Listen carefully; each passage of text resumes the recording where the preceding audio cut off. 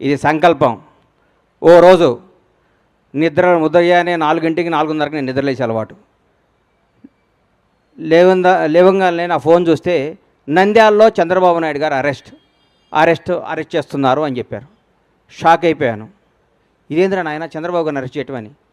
నేను అనుకున్నాను చంద్రబాబు గారిని గుంటూరు తీసుకొస్తారు, అక్కడ బెయిల్ ఇస్తారు.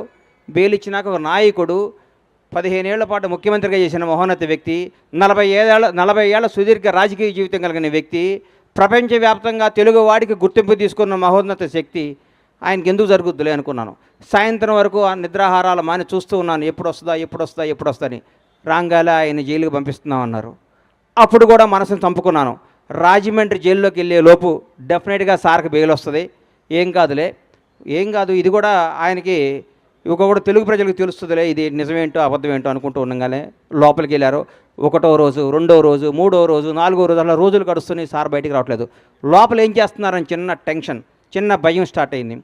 ప్రతిరోజు ప్రతి క్షణం ఈయన ఎప్పుడు బయటకు వస్తాడా అంటూ ఉండేవాళ్ళు.